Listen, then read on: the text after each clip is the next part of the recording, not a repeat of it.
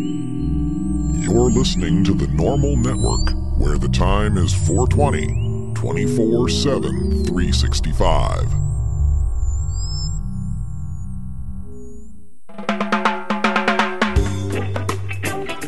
It's Monday, November 14th, 2011, and it's time for A Different View, live from Portland, Oregon, with Iva Cunningham, Sarah Frank, and Jennifer Alexander. Hey, everybody. You're listening to A Different View. I'm Iva Cunningham, and I've got Sarah Frank here tonight. Jennifer Alexander is not going to be joining us tonight. She went out to the Occupy Portland Friday night trash bash, beat up on protesters event. And she was feeling poorly, but went anyway, and now she has no voice. So as much as we miss her, hopefully she'll chime in on chat, and we'll get to talk to her a little bit. But we do have a guest tonight. Her name is Sharon. I won't divulge her last name. She's from Georgia. And one of the things that we want to do on the show is to give a face or a voice to those people who are affected by the drug war, those that are caught up in it. You know, I think we get lost in the conversation about medical rights, and we get lost in the conversation about growing and distribution and regulation and legal and all of that. However, we forget that they're real people while we're still trying to decide what to call it and what arguments we want to have. We forget that there's people in the middle of this fight that are sometimes winning. A lot of times they're losing. And we want to, bring a face to that or a voice to that, to those, I don't want to call them victims, as I don't like that word, but to people who are caught up in this war, people who are really affected by it. Yes. Victim would probably be the right word. It's unfortunate, but I mean, like, we have prisoners of this drug war. We also have victims of this drug war. And yes, like you said, let's bring those stories to light. And if there's anybody out there that has a story that you would like to share with us or would like us to talk about, let us know. You can email us at a different view 420 at gmail.com. Okay, good. Yeah, so that's a different view 420 at gmail.com. At gmail.com. Okay. The easiest way to get a hold of us would be through our Facebook, which is facebook.com/a-different-view420, or just go to a-different-view.us. How do you keep track of all that? Ugh. I have no idea. It's not on my cell phone. I don't remember. I'm telling you, if it's not in there, I don't know. So we'll talk a little bit tonight about Occupy Portland or Occupy movement. Hopefully there was some in your town. We'll also talk about, the candidates versus the issue. We'll talk a little bit about the 2012 presidential candidates and their view on marijuana. We're also going to be taking calls. So if you're interested in calling or want to chime in or have an opinion, you can call us at 971-533-7111. And we'd love to hear what you have to say. Please join the conversation. We should be back, what? But, are we going to take a break? Yeah, we're going to take a short little break. We'll come back with our guest, Sharon, from North Georgia. Thank you, Russ.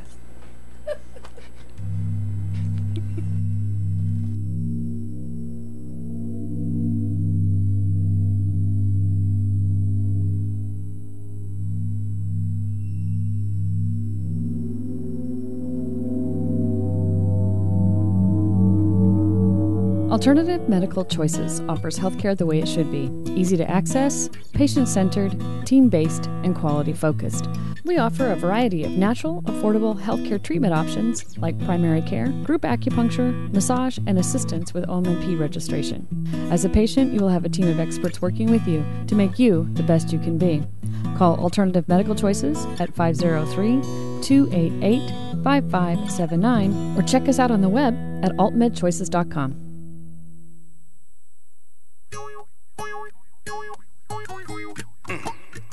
Come on. Hot shit, hot shit. Bringing the heat.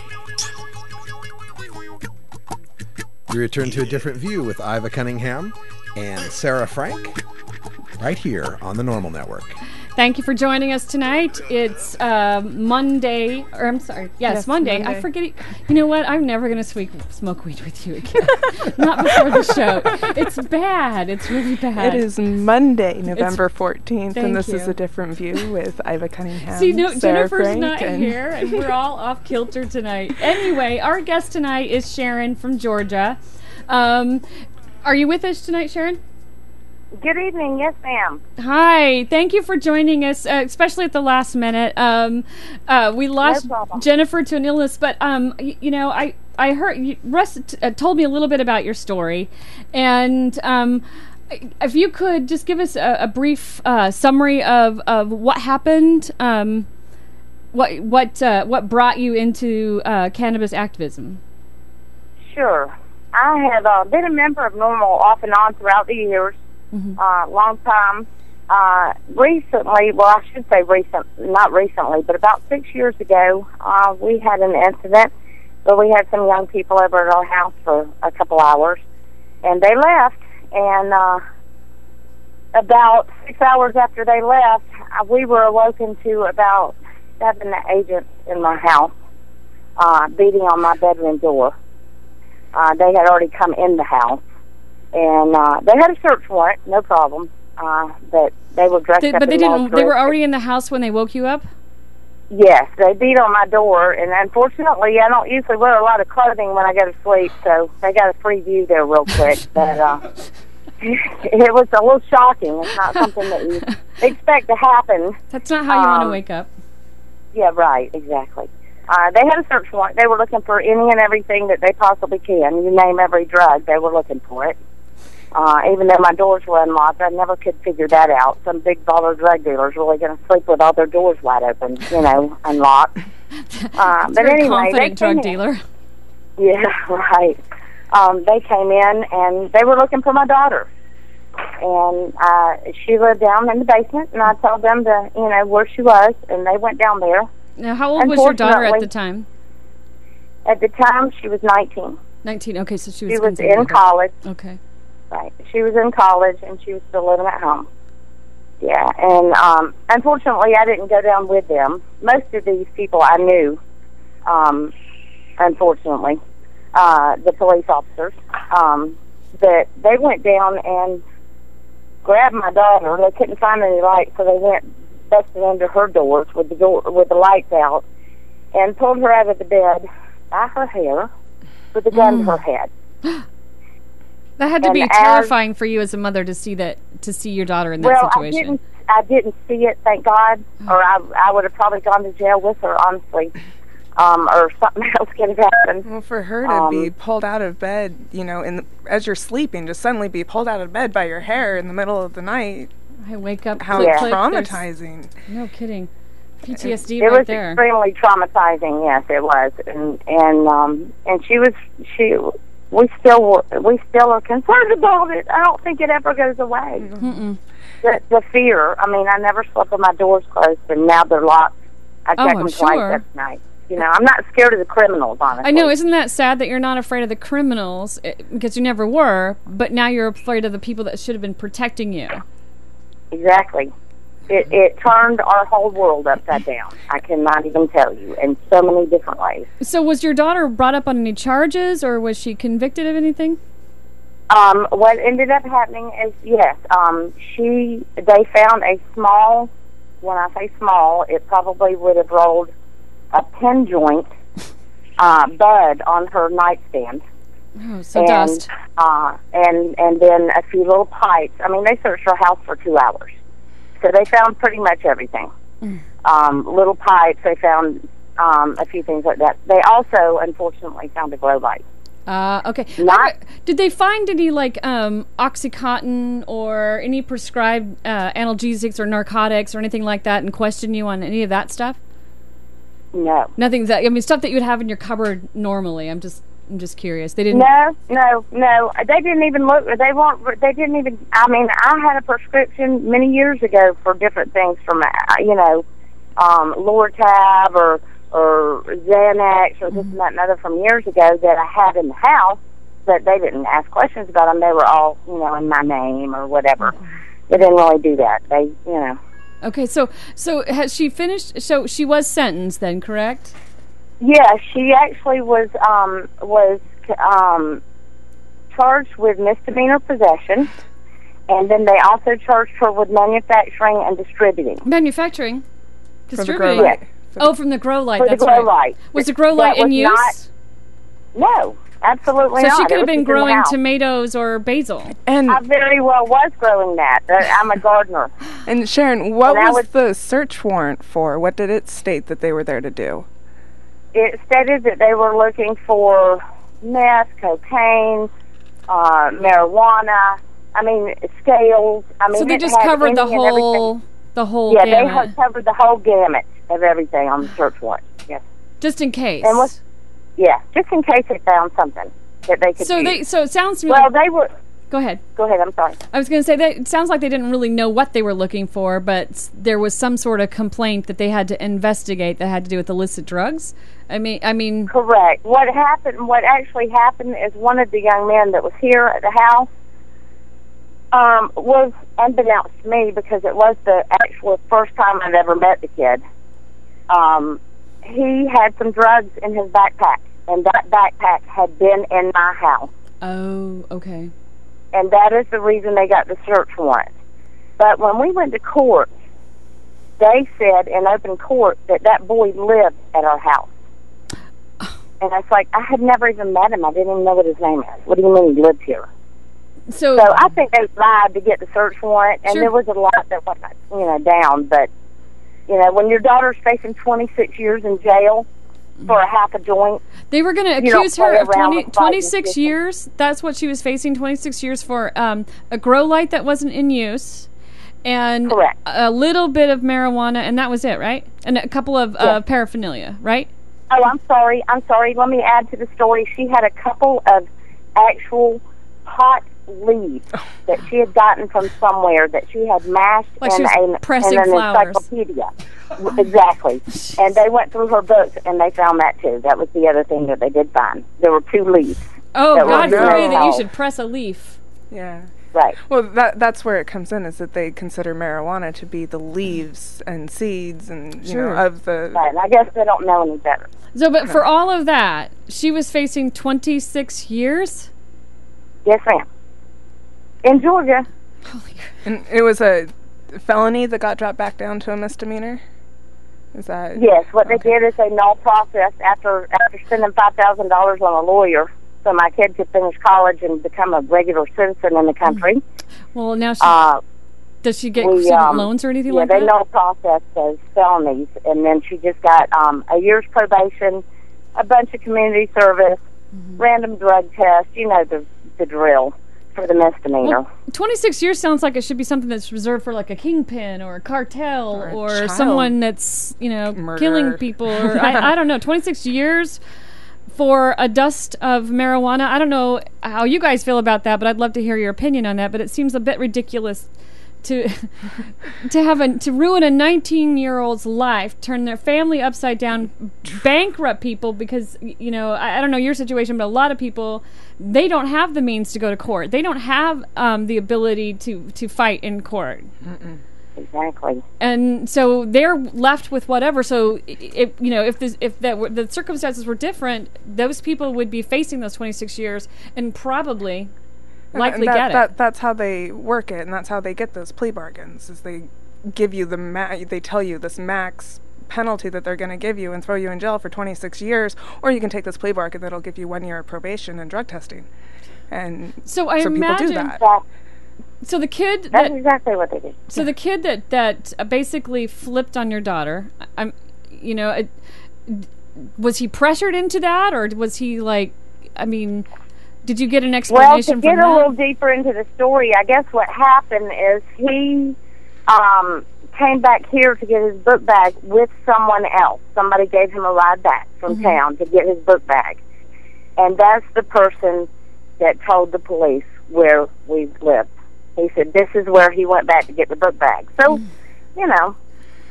So he was all intimidated. I can say is I knew a lot of these police officers, and I looked at them, and I said, are you serious? So what you're telling me is if I go pick up my 14-year-old daughter at the high school tomorrow, and she's coming home to work on a project with some friends, and they're coming over, that I'm responsible for frisking everybody that walks in my house and checking their book bags? Yeah, no kidding. To make, you know what I'm saying? Right. And he said, yes, ma'am, that's exactly what I'm telling you. Because if you put somebody in your car and they have drugs in their backpack, and I pull you over and search the car, you're going to jail too? Are you kidding That's me? exactly what they told me. Rose, that's not... Now, I don't know. Tell me this is just Georgia. This is not just Georgia. It happens all over the country. But I think what's the most remarkable thing about Sharon's story is the aftermath of this happening and how, Sharon, you turned into a Wolverine going after the sheriff. Tell them about what happened after. It's my favorite part of the story. Well, I started working in the community talking. I was a little more than angry. And I started talking to people. We live in a very small town, and word gets out. Fortunately, her name wasn't in the newspaper. I don't know who pulled strings to keep her name out of the newspaper, but it didn't matter. Everybody in town found out about it anyway. Mm-hmm. And so I started talking to people, and then people started talking to people, and we started working. He had 2 years left in office. Needless to say, he lost by a landslide when we got through. Nice. I hear some It was music. very liberating, actually. We went up for the first time to the courthouse. We're standing there. We're watching the returns come in. People in that courthouse were yelling like it was the Packers beating the Vikings. This was their kid. I mean, you know what I'm saying? This was their like, kid. Yes. Your daughter became their child, and it became very real to them. I think, Exactly. and you know, and Russ describes that you live in a fairly small community. Correct. Yeah, so I'm sure that everybody knows everybody, kind of much like I grew up in my area where I grew up. But you know, I think when people have a face to this, when they have somebody that they can go, wait a minute, that doesn't make sense. That's not the person I know. That's, you know, that's not the criminal that you know, vision or stereotype that I'm accustomed. That's not my perception. That's when people when they have somebody that they know personally. It's got to get real. Right. It gets very real for them. And, you know, and that's the whole point of having more people like you on the show is to one, highlight the fact that this stuff really does happen. People go to jail, people's lives get ruined, and it doesn't matter how old you are. I've heard all the way up to 70-something people going to jail. It doesn't matter how sick or how healthy you are. They will put you in jail. Russ can tell you many stories of people who have had who have died in prison waiting for medicine or were denied health care because of being a cannabis patient. But the other part of that, Sharon, I'm so glad you came on the show, is because you're also a hero. Yes. And I think, and that's important to highlight too, that people are inspired by your story to say, you know what, I'm not going to take this anymore. It's wrong. You know it's wrong. I'm a real person, and I'm going to get in your face, and I'm going to push you back. You don't have to be violent. I'm not talking about violent, but, you know, make your voices be heard, and don't be afraid of what you have to say. You know, we have facts. We have support. You know, but it is scary because there are ramifications for that. But I want to thank you for, you know, sticking your neck out there for so many other people who have to experience this. You know, we hear stories about it all the time, and there isn't somebody that, you know, is a bear cat or a, you know, mama cub and going after and saying, look, this is not going to happen to my child, and this is why you should care, because this is your kid too. This is just as easily your kid as it is my kid. Mm-hmm. And it is your kid. Yeah, it is your kid. And, you know, I love what you said earlier about you can't frisk everybody that comes to your house. You're not the whole world's parent. No. I should not have to be a law enforcer. No, that's their job. Isn't that what we pay our taxes to do, so that they'll do that? Yes. Yeah. But that's you know what we do. What's frustrating, you know, I just want to say that, you know, at this point, my kids are grown. I'm doing this at this point for my future grandchildren. Mm-hmm. We can't wait 40 more years. This is a nightmare. No, it destroyed our family. We can't wait. It really did in lots of ways, but we built it back up. Yeah. But for a while, I mean, I had to look at my 14-year-old and say, look here, darling, you can't bring your friends over here. I'm scared because I don't want to have to frisk them, and I'm not going to do that. Right, right. So you're out on the road. So goodbye. You go play and party and do your stuff every other place in the town, but not at my house. Well, and then then you don't have any control over where your kid goes. You know what I mean? Then you have to trust that they're. I got burned. Yeah. I got burned by having, the pool table and having all the children over here, Mama Hen taking care of and making sure they're not going to get killed in a car accident by a drunk driver driving home. They spend the night, that kind of thing. Yeah, yeah. And it burned me. It burned me. Or it burned my daughter, and in turn burned our family. Oh, thank you, Sharon. If you want to stick around for the next segment, we'd love to hear more from you. It's up to you. We're going to take a quick break, and we'll be right back. Okay, thank you so much. Thank you.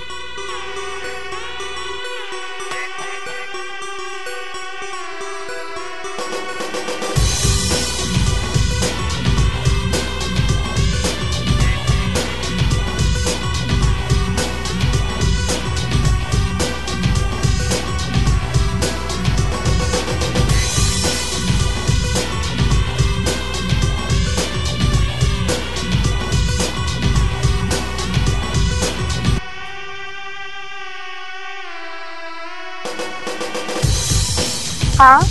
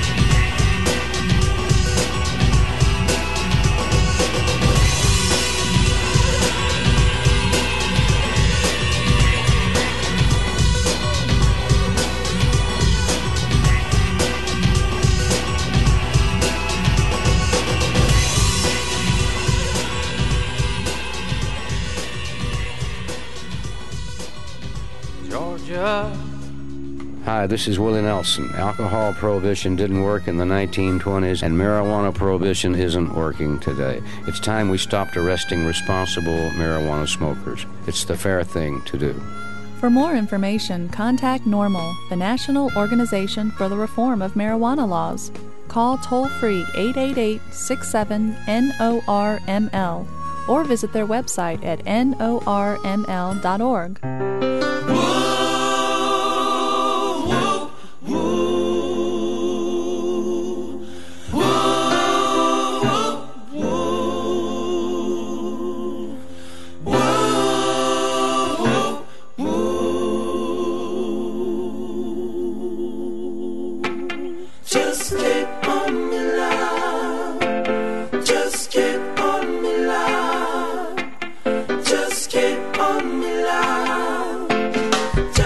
We're back with A Different View with Iva and Sarah.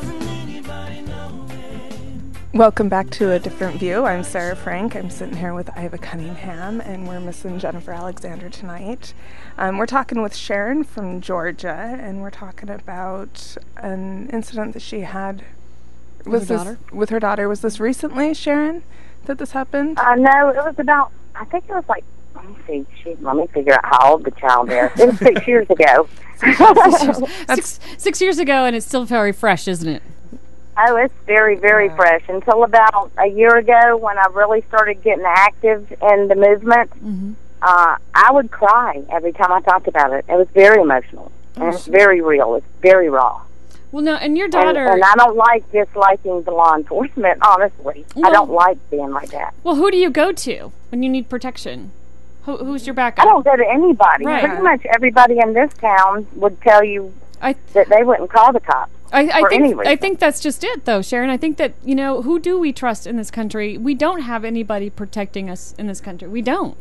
No, we don't have anybody that is protecting the citizens. They're sworn to, they're paid to, but that's not what they do. And we're taught that they're going to, and we teach our children that they're going to, But it just seems the situation by situation, and which situation do they feel, right, justified in helping? We were talking a little bit about your daughter during the break, and can you just tell us a little bit about your daughter, just like what kind of person she is? I mean, did you think that she had a problem with drugs, or were you aware that she was using drugs at all?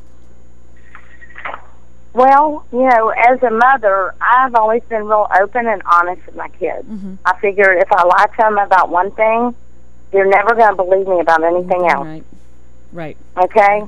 And so, yeah, I knew that she had smoked pot.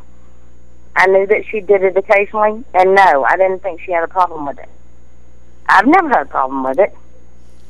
Now, we were also talking about this. She was a cheerleader and a straight-A student? Well, she was a straight-A student. She wasn't a cheerleader. At that time, she was in college. Russ had mentioned the cheerleader. That is my youngest daughter. Oh, okay. But my other daughter was in the band.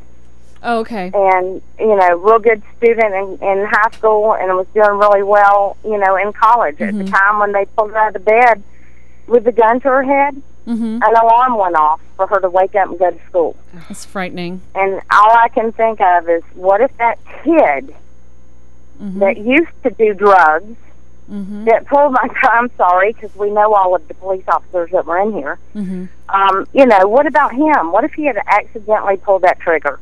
Then what would we have been talking about? That's got to be hard, too. These are people from your community. These police officers are people from your community, so you said that you knew them all. Oh, yeah. And they knew your daughter. Knew just about all of them. They knew my daughter. In fact, one of the guys that was in the house went out with my daughter for a couple of weeks. Really?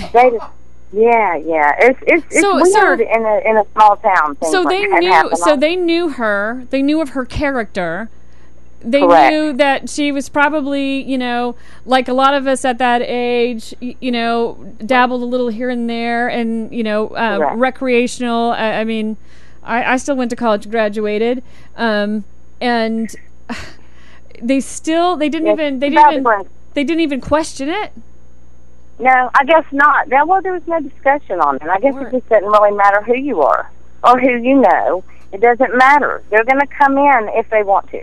They will figure out a reason. When we were in Idaho, Jennifer Alexander, she every time she sees them in uniform, she's like a magnet. She goes there and she asks them questions, and I think I love it.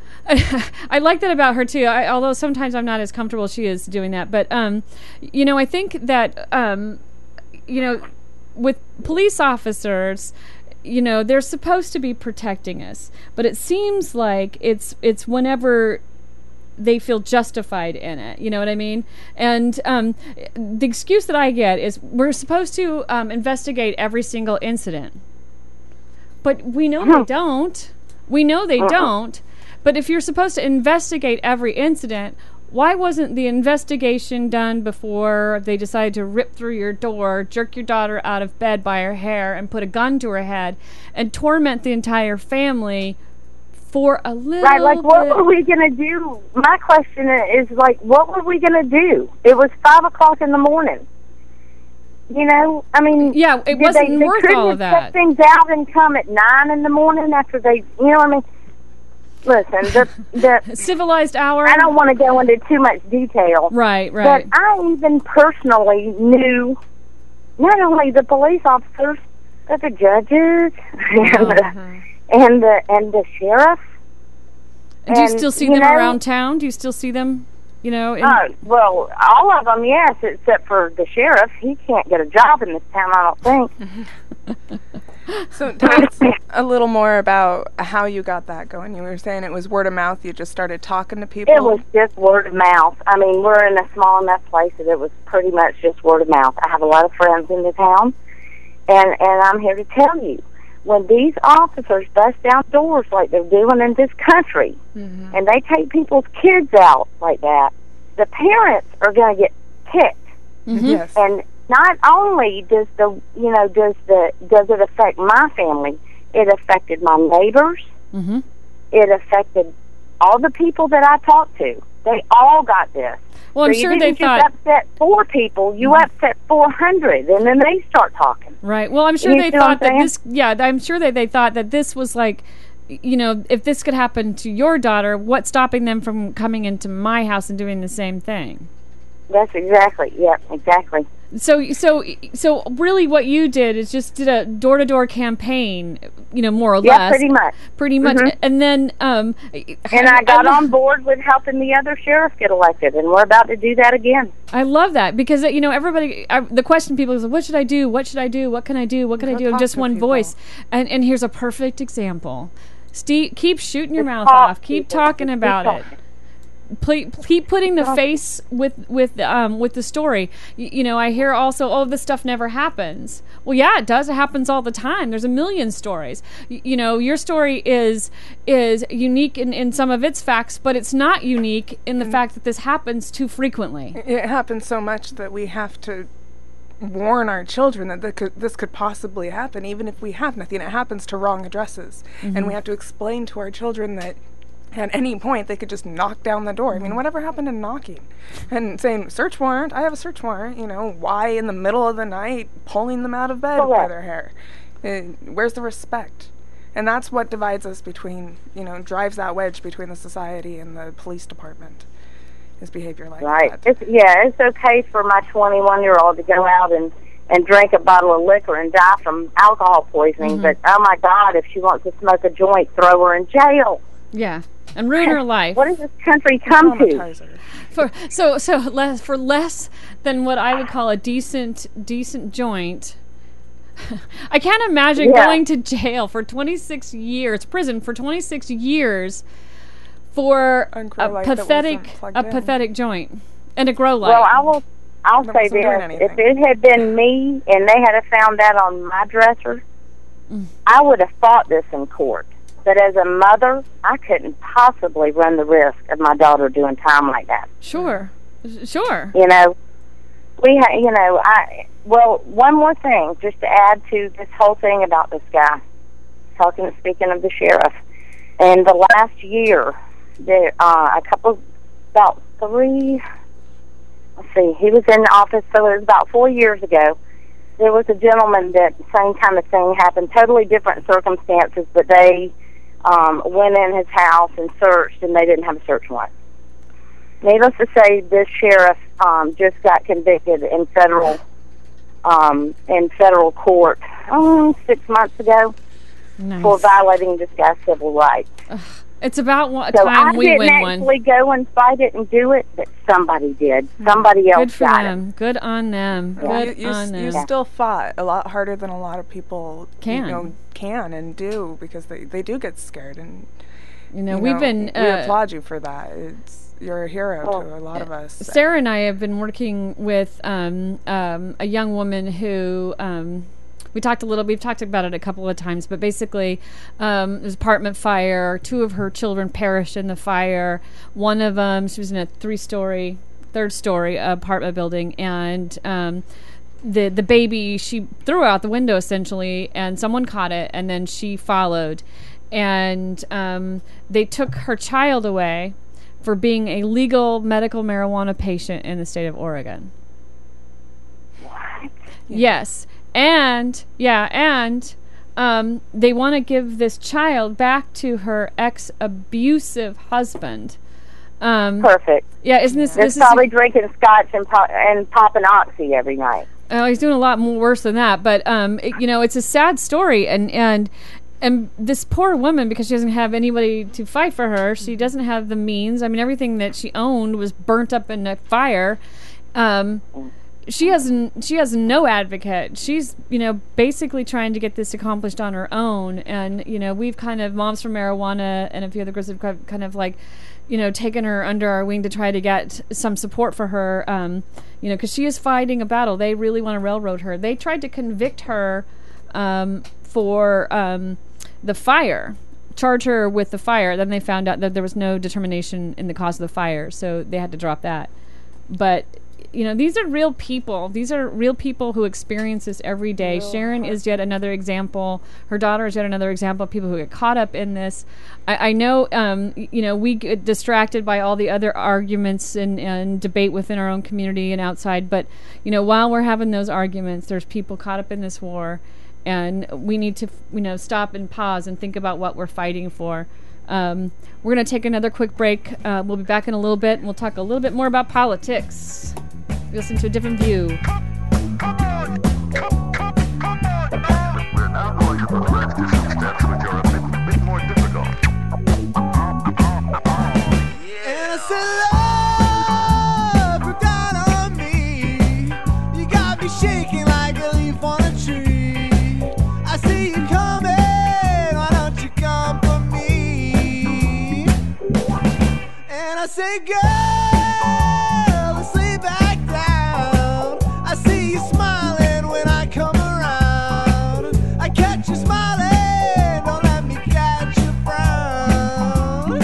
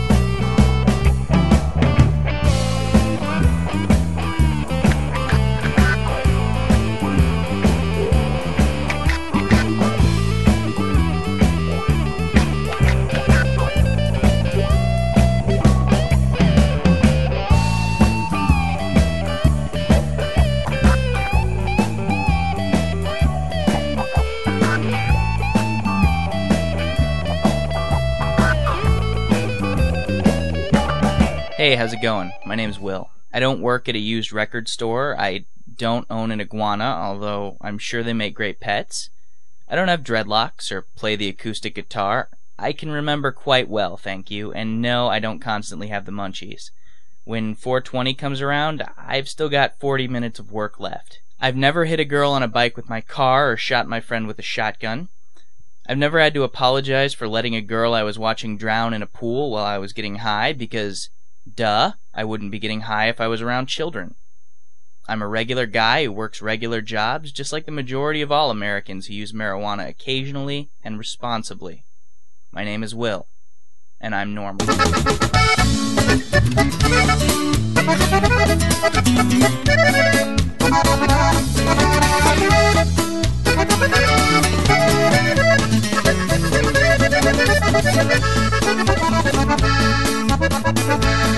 Nací allá entre las montañas, soy de tierras guerrerenses. Yo sembraba marihuana para engordar. 1, 2, 3. Wake up in the car with my mom and dad, searching again for the home I never had. Always running around when things got bad. A Roman gypsy life is what I had.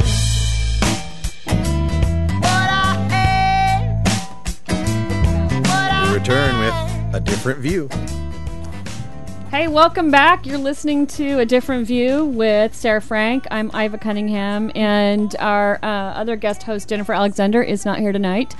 Jennifer went down to Occupy Portland, and I hope all of you out there who are living in cities or near cities that have Occupy events, that you've participated in that as well.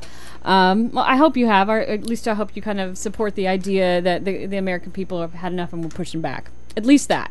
There was a lot of stuff that was thrown around, different issues, and there's complaints about, they're not organized, there's no main topic, and I think that the main topic is we as American people are getting screwed over and we've had enough. And we want change. And we want change. Not somebody that hopes for change or talks about hope for change, but somebody who actually changes things. And, Russ and I talk politics all the time. It's, a big part of our daily lives. We're involved in a lot of different groups and forums and blogs and so on and so forth. And, I've made no secret that I own a medical clinic, and one of the services that we provide are medical marijuana recommendations. So I hear stories all the time, and I also hear, politics. And when you're in healthcare, it's kind of split down the middle. You get people who are like, well, I've got insurance, and so they're in this, like, it's all neat and packaged, and, but they forget that there's, millions of Americans without any kind of health coverage. And, and then I get the people who are, seeking the medical marijuana recommendations, and, a lot of them are activists or become activists. And they immediately go, I want this politician to win because he's going to legalize. And, so we thought, well, gosh, talking about politics, none of our favorite subjects, I think I have my disdain for it these days, probably like never before. I was hopeful that Obama would really pay attention to this issue. And, it's funny, I'm looking at a sign that says, change we can believe in. Can we paint over that? There's an interesting story in the San Francisco Chronicle entitled Pot Raids Souring States Dispensaries on Obama. The lead says, another slice of President Obama's liberal base has become frustrated and disappointed with him. A growing number of the leaders of California's $1.5 billion medical cannabis community. They interview Lynette Shaw, who's been on my show. She's with Marin Alliance. She did Obama fundraisers in 2008. She's now talking about, vocally supporting Ron Paul. Steve D'Angelo is here quoted as well. He's with Harborside Health Center saying, quote, the medical cannabis community everywhere is outraged, and I plan to be in Colorado to campaign against Obama. He was a supporter and contributor, and he's got the money to contribute back in 2008. So it does look like a significant portion of people that are, in the dispensary, in the industry, are reacting. They're moving away from Obama. Well, I mean, even people like my niece, Russ, who was, I'm not sure, I can't remember her official title, but my niece would go around from state to state and set up Obama headquarters and campaign quarters and organize the cities and the states, really, and get people ready for primaries for the election, get people registered to vote. I mean, she was very, very active in his campaign. And I mean, she knew the Obamas, and she flat out, last time I talked to her, she said, "I'm done." She goes, "I can't believe he betrayed even people who worked for him that closely." And I can point to her and say, "Yep, you helped get him elected." Well, so did I. Me too. And well, and we all want to change. We all want change.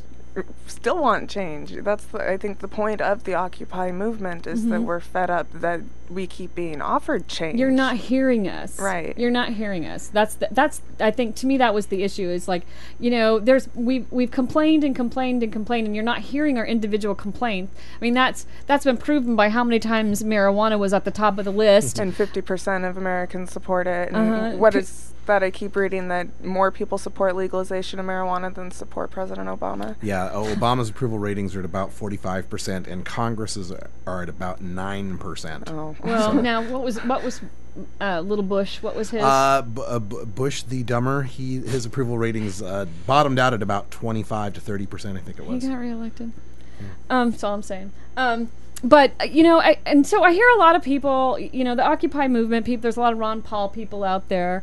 There's a couple of other candidates that get tossed around.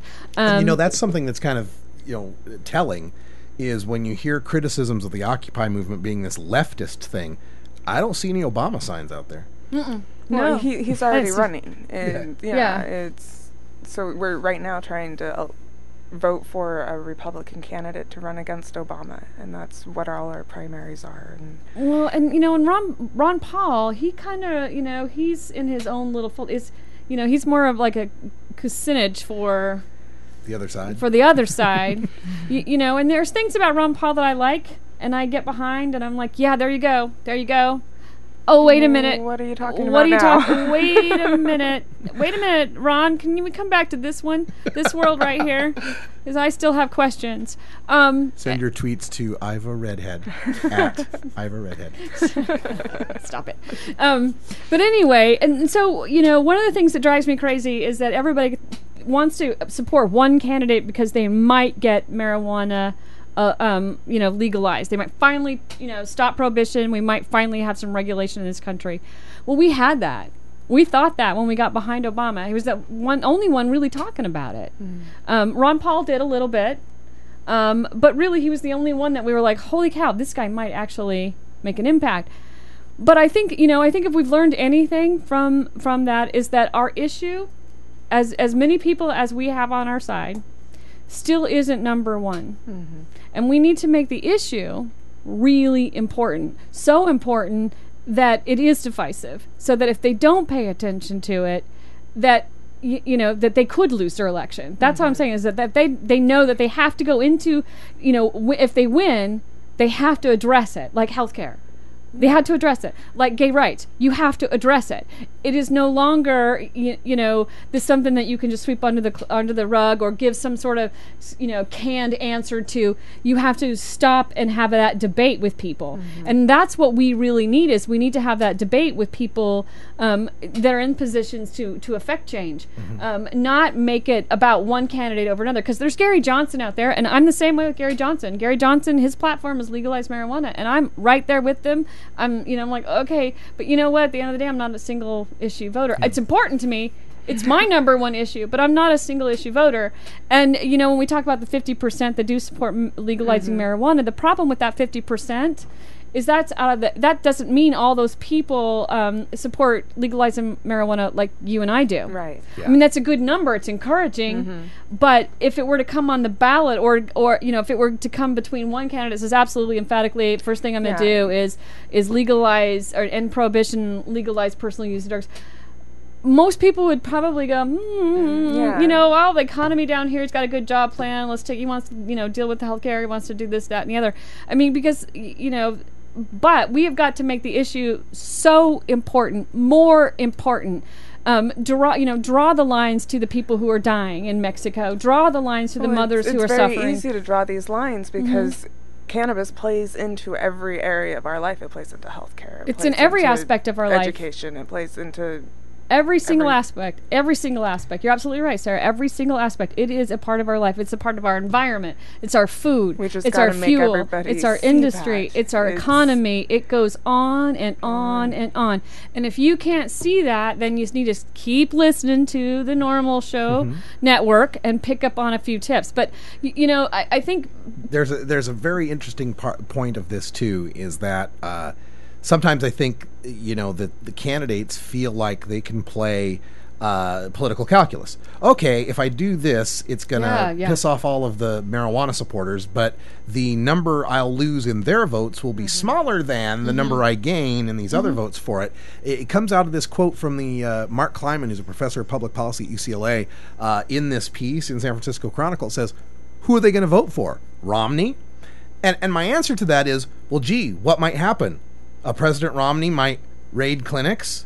A President Romney might say no to legalization. I mean, how much different would it get? Than right now.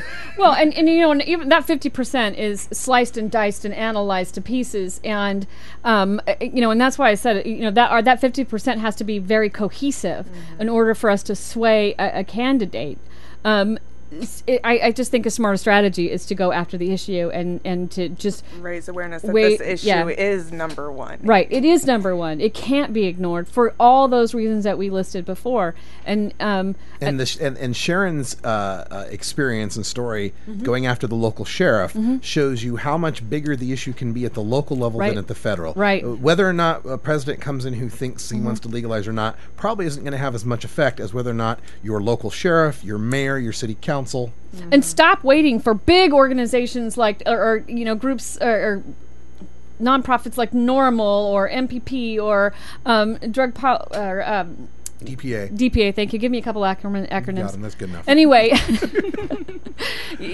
stop waiting for those people to affect change in your neighborhood and your community. Just like Sharon did, and like a lot of Sarah, a perfect example. We're all from Idaho, and I'm going to tell you that girl and the people in Idaho have made some serious impact on that community. They went out and did some spanking. I mean, they really did. It's like you said, don't wait for Normal. And I'm sorry, I love Normal, Right. I love MPP, I love all of them, and we all need to work together. But when we tried to get them to come to us, it didn't happen, so we created our own. You have to build from the grassroots. Exactly. Right, and that's easy, free, and cheap to do. It just requires your voice. We'll be right back. You're listening to Different Views.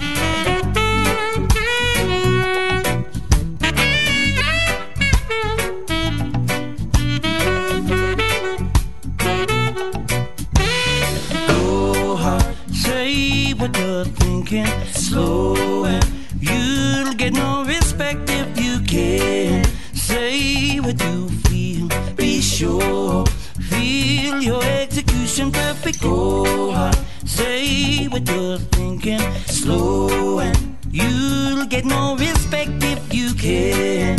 Say what you feel, be sure, feel your execution perfectly.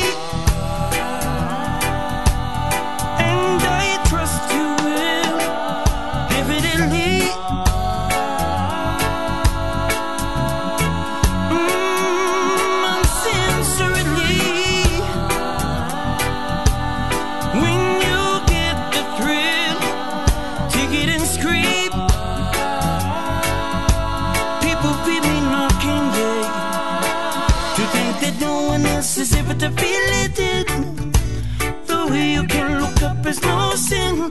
No one can think about it negatively.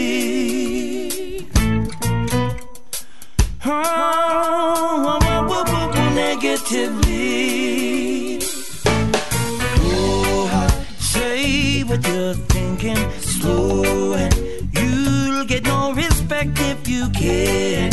Say what you feel, be sure, feel your execution perfect. Go hard, say what you're thinking, slow, and you'll get no respect if you can. Say what you feel, be sure, feel your execution perfectly.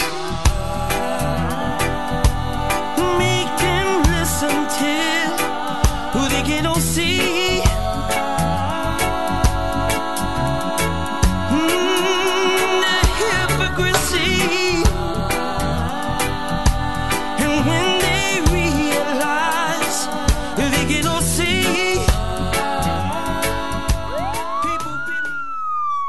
Normal Show Live reminds you to never consent to a search. If you're holding and you consent, in most states you will be arrested immediately and you will go to jail. If you don't consent to a search, police may try to intimidate you by threatening to bring in drug-sniffing dogs or try to fool you by saying things will go easier if you consent. Yeah, easier for them, sure. Stand your ground, refuse the search, and ask the officer if you're free to go. If they still detain you and eventually find your contraband, you'll be no more busted than if you had allowed the search. But by refusing the search, your attorney has a chance to win your acquittal before a judge. If you consent to the search, your attorney's hands are tied. You can find a list of Normal Legal Committee attorneys specializing in marijuana cases by visiting the Find a Lawyer link at normal.org. Now we wrap up with A Different View. I love those guys. Human Revolution. Human and Human Revolution. They're the greatest group of young kids. They sing that Tree of Life song. I could listen to I'm her. She's got a great Facebook voice. That's please awesome. do. Well, this is our last couple of minutes of the show, and we kind of do a wrap up of kind of what we talked about. We were talking about different candidates and stuff earlier about the issue and that sort of thing, and it seems to me that every time a new election cycle comes up, we keep asking for an inch. Give us more medical. Give us this. We want. Hopefully, somebody will make a change.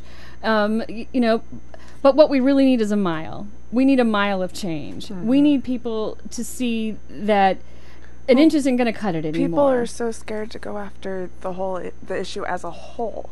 They want to go after medical, or they want to show that it's a safer recreational choice, or they want to talk about the prisons. They want to talk about this. We need to talk about this as a whole. Right, industrial, the whole agriculture, healthcare. It doesn't matter who or what your focus is. It impacts all of them. So it's not about the candidate. No. We won't get there by picking or backing a candidate. We've got to get there by making this issue so important and so connected to agriculture, to environment, to economy, to the whole 9 yards. Just point out how connected it is. How it connects, it is connected. It's how important. Exactly, to all of it. recreation. I don't care what you want to tag or what part of the issue you want to take up, but the point is we need to be talking about it. We need to be talking about it. We need to be making it important. There's a lot of people that are getting hit right now are the dispensaries in California and Southern Oregon.